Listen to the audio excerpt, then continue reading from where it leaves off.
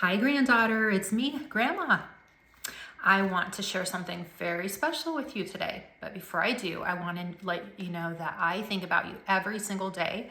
I pray for you and your mommy and daddy every single day. I love them very much, and I love you so much.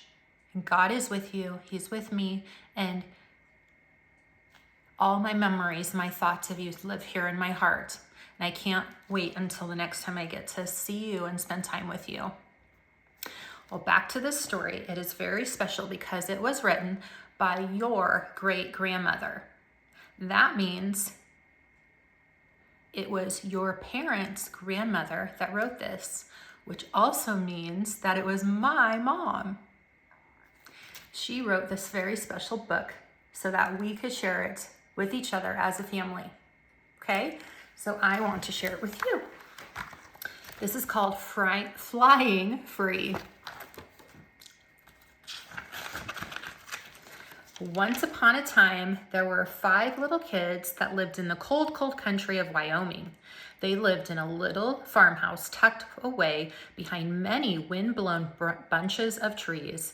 Mostly the little kids saw dirt and sagebrush and cactus where they came from behind the tree. Since it was so many miles away from another human face, and because the kids felt bored and curious and really quite brave, they found ways to have fun on their farm. The biggest kid was tall with dark brown hair, greenish brown eyes. He was the boss of all the kids. And when the parents were busy, he also had some dynamite comic books about Donald Duck, Hot Stuff, and Superman. When he was busy helping the mother and father milk cows, the girls would sneak into his bedroom and read the comic books. One sister would stand at the kitchen window and sing loudly, "The bear is coming over the mountain," when Big Brother appeared, heading towards the house. Then the naughty girls would quickly hide the evidence that they'd been into his funny stories.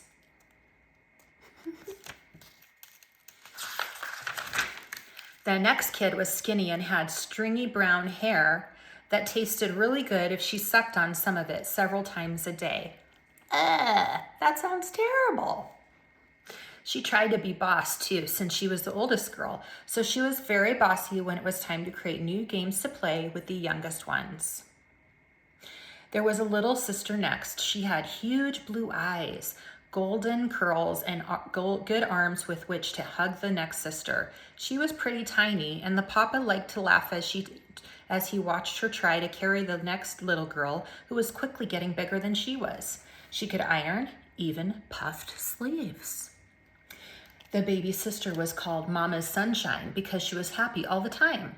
She woke up laughing and smiling, went to bed laughing and smiling. Sometimes she was so happy that she could hardly stand it, and she had to wave the broom around in the air while she did chores or vacuum her big sister's hair just to happily watch what might happen. Have you ever had someone vacuum your hair? Last of all, a brown-eyed baby boy was born. He was calm. Nothing bothered him much. Why, he was so calm, he could handle all the boring dirt all over the farm. He made a roadway and drove toy road graders all over it with loud growling noises.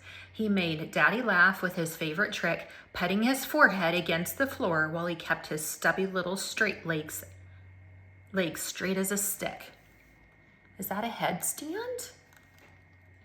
The favorite way the kids found to have fun on their farm was to fly. Do kids fly?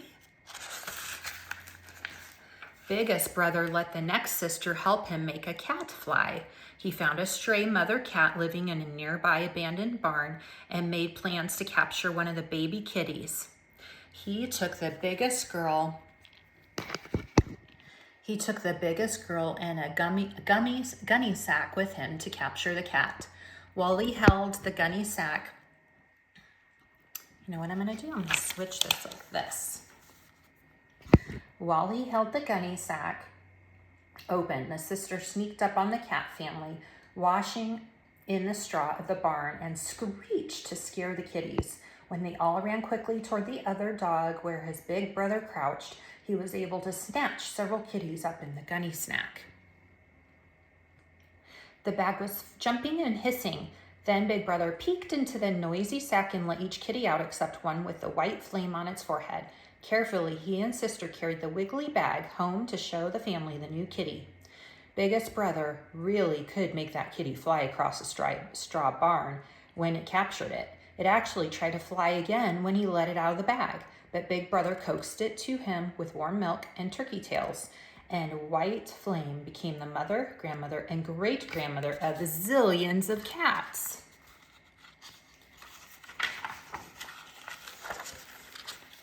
The biggest boy also enjoyed the other manners of flying. He liked to set the cow's tail on fire with firecrackers and watch the cows fly across the field. He liked to watch his mother fly to the window and gasp when she saw a cow on fire. Oh my goodness. This boy taught his sisters to fly as well. He would put them on top of the chicken house, and when no parents were watching, help them be brave enough to fly off the roof and into his arms. He almost always caught them. What an adventure. Well, except the time he had the 2-year-old happy sister fly from the chicken house roof. That time when the little girl tried to take to the air, gravity took over and pulled her downward. She hung from the roof, dangling on a nail sticking from the elastic of her panties. It was not very nice how all the sisters and big brothers laughed so hard that nobody caught little sister when her panties tore and she fell on her face in the Wyoming dirt. This big brother even made his bride-to-be fly off the greenery before he would propose. The big sister not only liked to suck her hair, but liked to do other things that fed her curiosity. One thing she did was form a club for her younger sisters. They would periodically meet to have their Whirly Bird Club. Together, they would troop out to the green pasture and promenade and do-see-do around the posts in the pasture, going so fast. When they went fast enough, they would feel themselves fly. Have you ever spun around so fast that you felt like you were flying? This sister liked to play tornado on the porch. In this game, amid the howling winds of the pretend tornado, the kid would lasso all their favorite items as they whirled around the air on the wings of the tornado. They had all the best pretend furniture and pretend toys, and sometimes a handsome prince too. The tiny sister, who was still a big sister, had her own idea of flying. She would make her little needle fly as she created flowered doll dresses. She would make the toy grinder's handle fly as she turned it, that is, until Big Brother stopped it up by grinding up too many caterpillars in it. Ah, caterpillars in a toy! This girl had a good laugh when the other sisters were so scared of a lizard that the girls made their legs fly as they ran away. She just very bravely reached down and tore the lizard's tail right off. She became Captain of the Brave after that. Have you guessed who the big sister is yet? Why, she was so brave, the bigger sister tied her up in a canvas and tried to teach her how to fly off the ditch bank. They never did quite get all the kinks out of that plan.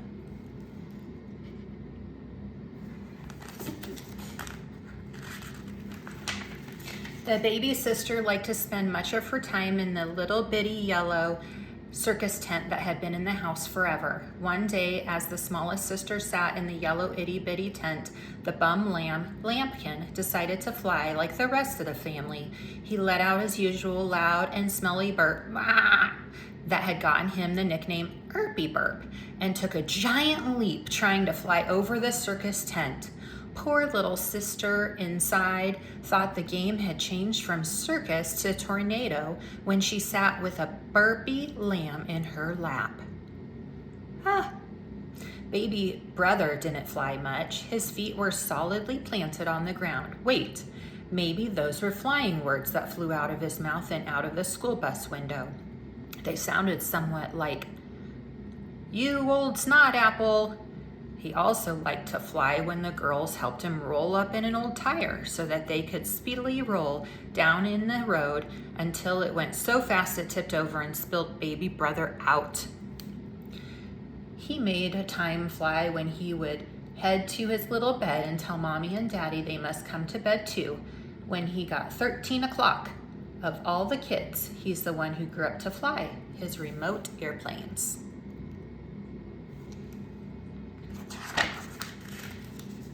There were lots of things that flew in this family. Why, once biggest brother's head flew clear off and laid on the ground in a pile of dirt amongst the trees. It made the girls cry and brother laugh, except somebody hit him in the head with a shovel and that made him bleed. The neighbors tried to get baby brother to fly from the garage rafters. Baby brother said, "Nope, Jesus tells me not to." Now, just like White Flame, these little ones are no longer babies. They too are mothers, fathers, some are grandmothers and grandfathers. One day they will be great grandparents. Whenever they get together to share time, one of their favorite games is to play Remember When. They never finish their Remember When game without talking of when they used to fly. And remember, that story was written by your great grandmother, Grandmama. And that is, I know that she was the biggest sister of this family. So she's a hair sucker. No, she is very creative, wonderful great grandmama, and someday you'll get to meet her, and she is looking forward to it. I love you.